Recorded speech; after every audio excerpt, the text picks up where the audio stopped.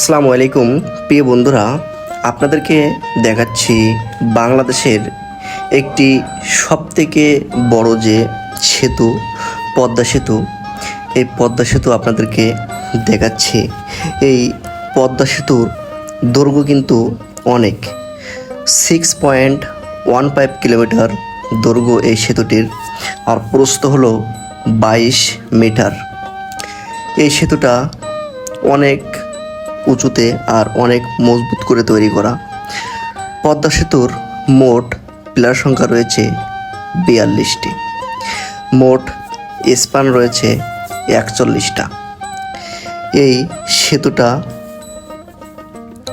দ্বিতল সেতু, উপরের তলায় 4 লেনের সড়ক, নিচতলায় রেল লাইন।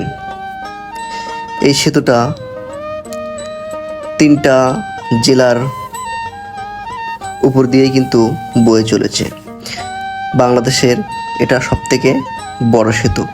এটি মুন্সিগঞ্জের মাওয়া এবং শরীয়তপুর জাজিরা সংযুক্ত।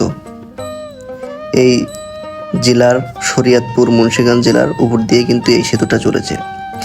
সেতুটির মোট দৈর্ঘ্য 6.15 কিলোমিটার।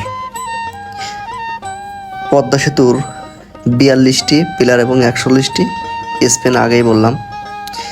এই সেতুটা বাংলাদেশের দক্ষিণ পশ্চিম মানুষের যাতায়াতের সহজ করেছে। আমি আগে যখন ঢাকা থেকে খুলনা যাইতাম তখন টাইম লাগতো 6 ঘন্টা প্লাস 7 ঘন্টা যদি জ্যাম থাকতো। আর এখন ঢাকা থেকে খুলনা যাইতে 3.5 ঘন্টা থেকে 4 ঘন্টা টাইমের ভিতরে খুলনা চলে যায়। এই সেতুটা দক্ষিণবঙ্গের মানুষের জন্য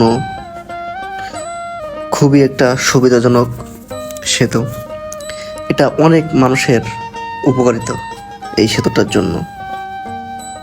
অর্থনৈতিক, ব্যবসা বাণিজ্য, যোগাযোগ ব্যবস্থার গুরুত্বপূর্ণ একটা অবদান। এই সেতুটা দেখতে অনেক সুন্দর, আপনাদেরকেও দেখানোর জন্য ক্যামেরাবন্দি করলাম।